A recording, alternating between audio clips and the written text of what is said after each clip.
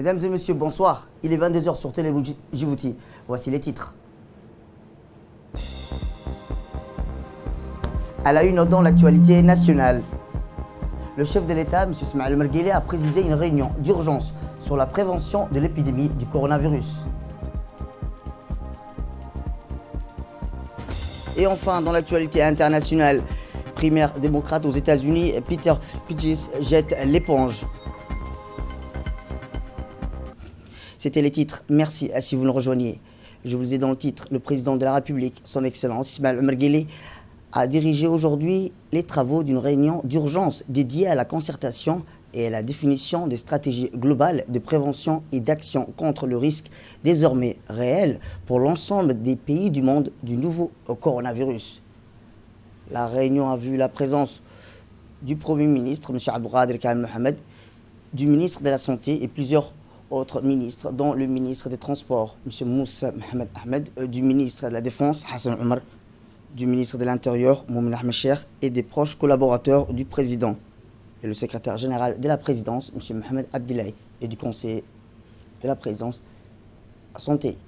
Cette réunion placée sous l'égide du chef de l'État servit de cadre privilégié à un échange fructueux sur les dispositifs à mettre en place pour affronter l'épidémie en cas de contamination et doter notre pays d'un plan national de sécurité sanitaire. Le renforcement des capacités de tests, dépistage, les procédures d'isolement et de confinement, les contrôles aux frontières, tout a été évoqué au cours de cette réunion. Des mesures drastiques de prévention et de contrôle doivent immédiatement être mises en place afin de garantir la meilleure protection à nos compatriotes, a ordonné le président de la République. Les consultations ont ensuite porté sur l'identification des structures et moyens disponibles ou à acquérir rapidement en vue de disposer en amont d'une réponse efficace dans l'hypothèse où, à l'instar du reste du monde, cette pathologie atteindrait notre pays. Notre pays doit souscrire au principe d'une approche avant-gardiste et d'anticipation dans l'appréhension de la lutte, ce nouveau défi mondial de la santé publique, a insisté le chef de l'État. Les débats de cette réunion ont spécifiquement mis l'accent aussi sur la nécessité pour notre pays de se doter d'un protocole préétabli de détection précoce, de mise en quarantaine, de prise en charge immédiate et de gestion efficiente d'un afflux massif des patients sous le coup de cette maladie. L'ensemble des départements engagés dans la lutte contre le coronavirus doit agir dans complémentarité et la synergie, a par ailleurs ordonné pour l'instruction le chef de l'État qui a requis également le fait que cette pathologie soit appréhendée sur toute l'étendue du territoire national comme un défi à notre cohésion et capacité à faire preuve de solidarité et d'entraide nationale.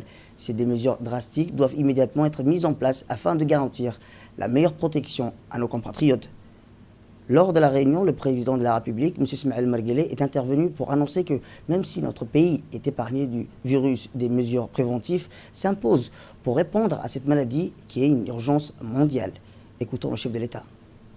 Il va falloir quand même que les dispositions pour contrer cette maladie et éviter sa propagation dans notre pays. Notre responsabilité réside à ce que nous fassions tout notre possible pour éviter à ce que, si elle arrive, de ne pas permettre qu'elle se propage. Est-ce que les dispositions prises sont jusqu'à présent suffisantes au regard de l'accélération de l'épidémie? Sont-elles validées avec l'OMS, donner un certain nombre de consignes à l'ensemble des participants ici, aux différents ministères, transport, de l'intérieur, de la défense. À la sortie de la réunion avec le président de la République, ce matin, le Premier ministre Abdelkader Kamel Mohamed est revenu sur le point important soulevé et discuté pour faire face au risque du coronavirus. Jusqu'à présent, a-t-il dit, notre pays est épargné de ce virus. Aucun cas n'a été signalé à ce jour. Écoutons le Premier ministre. Le président a abordé la question de Covid-19, coronavirus.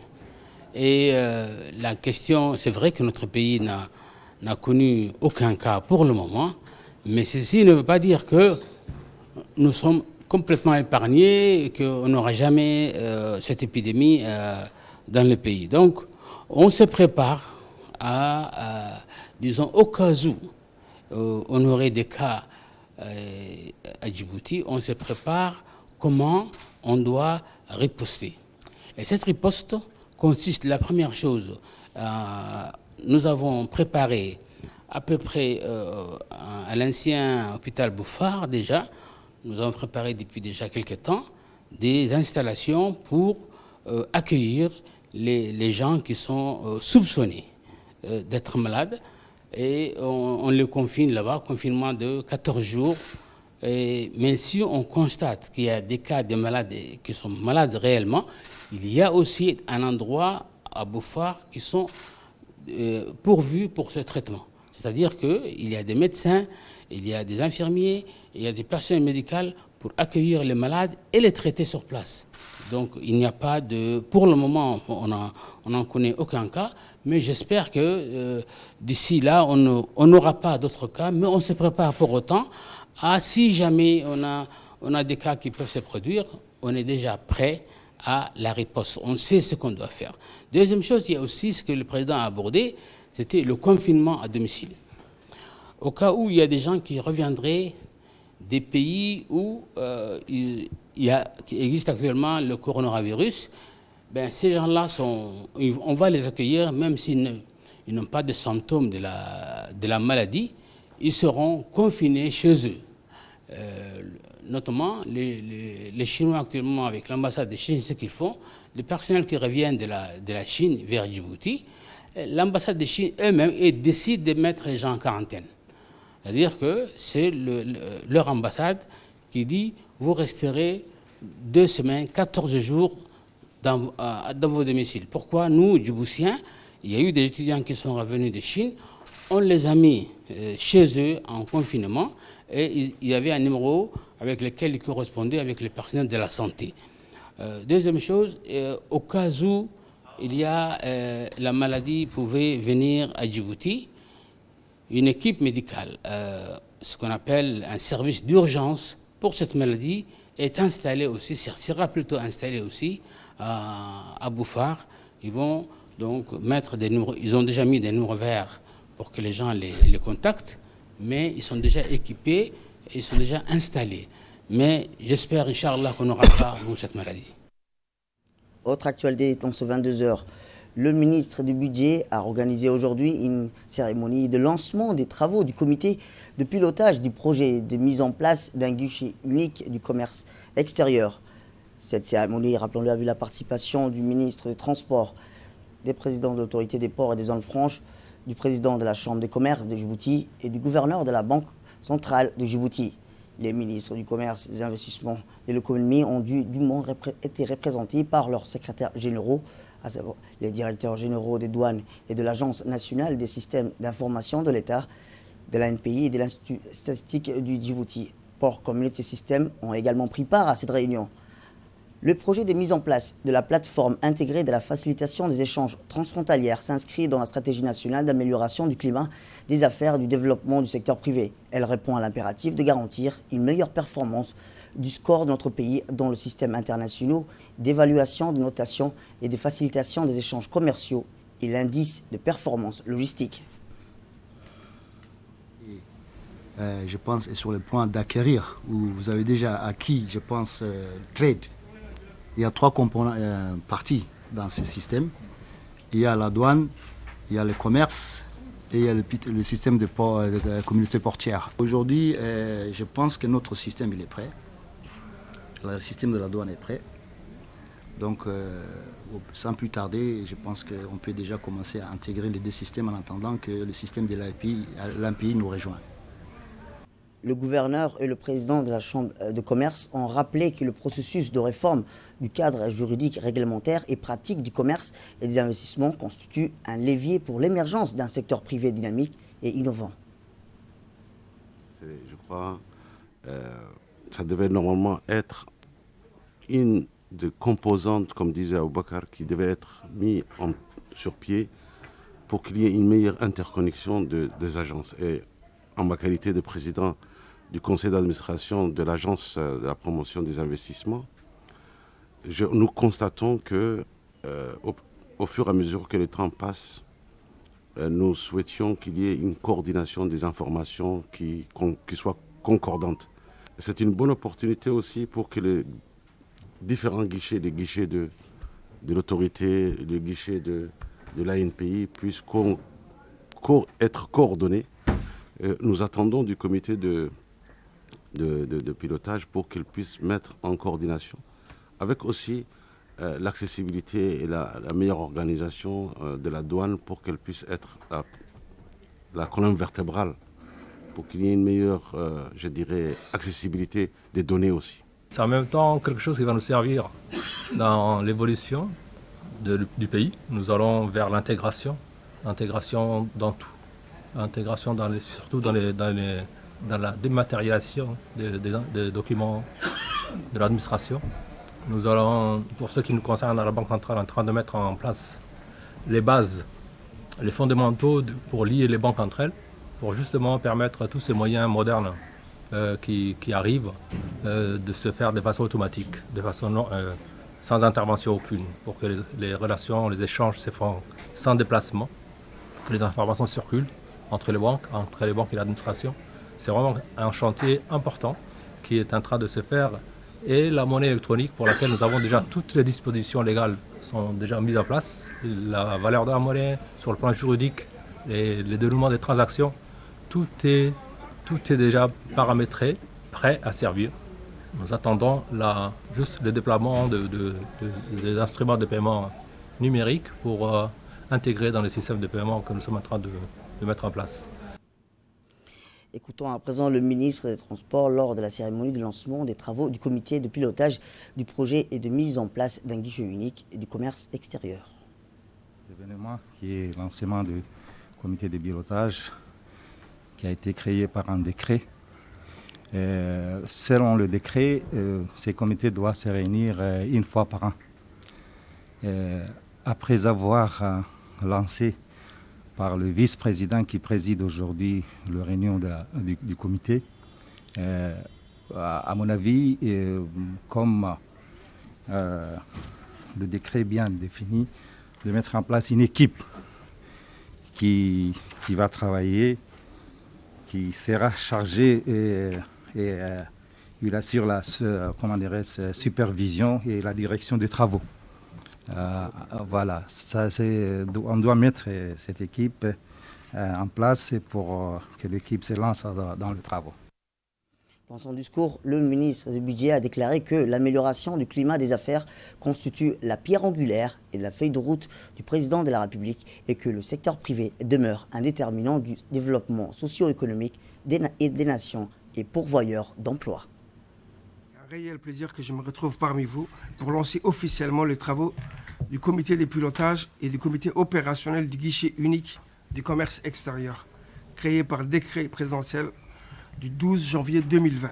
Ce projet important pour notre environnement des affaires est inspiré du modèle du Singapour, où la douane et le port jouent un rôle central dans l'économie du pays, à l'instar des Djibouti. Nos deux pays sont similaires à bien des égards.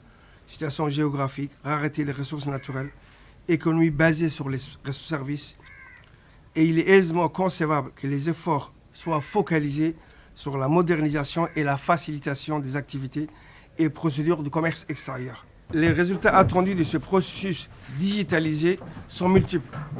Facilitation et accélération du processus de documentation commerciale pouvant améliorer la compétitivité des Djibouti, la sécurisation et la rapidité de recouvrement des droits et taxes, une meilleure disponibilité des statistiques commerciales pour l'analyse et la prévision des tendances du commerce extérieur, la simplification et l'allègement des charges de travail incombant aux opérateurs.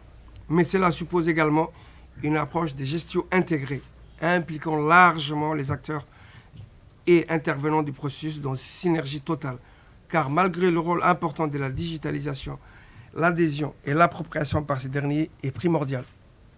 C'est tout l'enjeu et la mission qui nous incombe, à travers le comité de pilotage que nous rendons effective aujourd'hui, appuyé par le comité opérationnel qui sera l'instance d'exécution technique chargée de la mise en place concret du projet sur la base des orientations stratégiques et directives arrêtées par le comité de pilotage.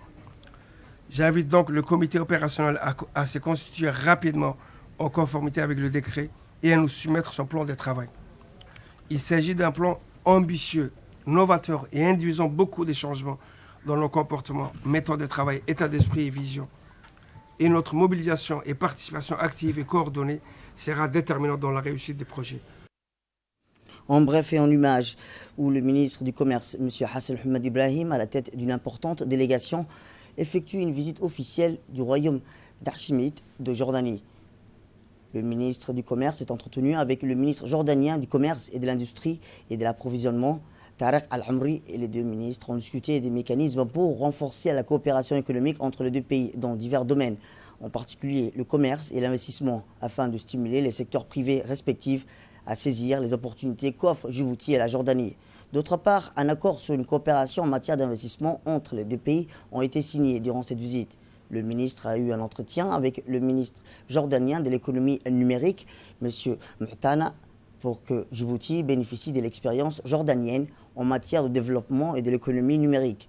Le ministre a eu également une rencontre avec le ministre jordanien du tourisme, Mme Madja, pour une coopération dans le domaine du tourisme, notamment le partage de l'expérience jordanienne et l'exploitation touristique de la mer Morte, en vue de dupliquer cette dernière expérience pour développer le volet touristique de l'exploitation du site du lac Assal. De même, le ministre et sa délégation ont rencontré la Fédération des hommes d'affaires arabes dont le siège est à Amman et le président de la Chambre du commerce ainsi que le président de la Chambre d'industrie de la Jordanie. Le premier vice-président de la Chambre de commerce de Djibouti a saisi cette occasion pour inviter les présidents de deux chambres jordaniens, les hommes d'affaires jordaniens, à venir à Djibouti pour participer à la foire de Djibouti qui aura lieu, rappelons-le, au mois de décembre 2020. La partie jordanienne a accepté cette invitation. Enfin, la délégation djiboutienne a eu l'occasion de visiter une des sites industriels de la mer Morte. Le ministre du Commerce était accompagné durant ce trajet par M. Mohamed Al-Moumin, ambassadeur non résident auprès du Royaume de Jordanie, et M. Abdallah Ibrahim, vice-président de la Chambre de commerce. Retour à Djibouti où 100 tonnes de matériel et vivres est arrivé hier à l'aéroport de Djibouti en provenance d'Arabie Saoudite, plus précisément du centre du roi Salman pour l'action humanitaire et sociale, et ont été remises aux autorités djiboutiennes par l'ambassadeur de l'Arabie Saoudite à Djibouti. En effet, cette dent est composée de 200 tentes, 400 couvertures, 1200 nattes ainsi que 700 vivres alimentaires destinés à pour 3500 familles vulnérables des régions de l'intérieur touchées par les inondations de novembre 2019. Ce don a été réceptionné par la secrétaire générale du ministère des Affaires sociales et de la Solidarité, Mme Ifrah Ali Ahmed, de la part de l'ambassadeur de l'Arabie Saoudite accrédité à Djibouti, à l'aéroport de Djibouti, Abdelaziz Al-Ma'dar. Ceux en présence du directeur du monde arabe, du ministre des Affaires étrangères, du directeur de la coopération internationale, du ministère des Affaires sociales, du Conseil technique des affaires sociales, des représentants du Centre Roi Salman pour le secours de l'action humanitaire et sociale, ainsi que bien d'autres cadres. Pour plus de précisions, écoutons la secrétaire générale du ministère des Affaires sociales, Ifrah Ali. L'aéroport international d'Ambouli de Djibouti, nous avons réceptionné du centre du roi Salman pour l'action humanitaire et sociale, une aide qui nous vient directement de notre frère et ami pays, l'Arabie Saoudite. Ces matériels qui viennent d'atterrir à l'aéroport international de Djibouti va permettre d'appuyer ou d'assister par notre population qui ont été sinistrées lors des inondations du mois de novembre dernier. Ces aides viennent à point nommé et vont permettre vraiment de combler et de permettre de pouvoir couvrir la couverture en termes d'assistance humanitaire. Donc nous remercions au nom de la République de Djibouti l'ambassadeur de l'Arabie Saoudite ici présent et aussi des représentants qui nous viennent directement de l'Arabie Saoudite et spécifiquement du centre du roi Salman de l'Arabie Saoudite, qui ont vraiment voulu à ce que ces matériels puissent arriver à temps à la destination de Djibouti. Éducation cette fois-ci, où le ministère de l'Éducation nationale et de la formation professionnelle a enclenché hier une opération de grande envergure d'évaluation des chefs d'établissement scolaires de tout le pays. A noter que c'est le deuxième année consécutive que les directeurs des écoles, les principales des collèges, les proviseurs des lycées sont évalués. Rappelons que ces évaluations visent à un double objectif. Il s'agit d'une part de renforcer la qualité du fonctionnement des directions dans tous les aspects, qu'ils soient pédagogiques, administratifs ou relationnels. D'autre part, c'est l'amélioration des enseignements de ces apprentissages des élèves qui est recherchée par le biais d'une meilleure gestion administrative et d'un leadership pédagogique. Plus généralement, le MELFOP vise à instaurer une culture d'évaluation qui doit conduire à des standards de qualité dans nos établissements scolaires. Aussi, plus de 10 commissions d'évaluateurs composées des conseillers techniques du ministère, des inspecteurs des cadres du MELFOP sillonnent le pays depuis le 1er mars dans le but de mener des appréciations concrètes des actions mises en œuvre par les premiers responsables scolaires et pédagogiques sur le terrain. Être amélioré aussi, ce sera la qualité des enseignements apprentissages.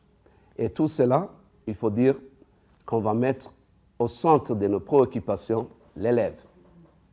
Donc cette campagne d'opération d'évaluation consiste, ou bien va regrouper tous les établissements de la République de Djibouti, tout ordre d'enseignement confondu, et ce, dans tous les territoires nationaux.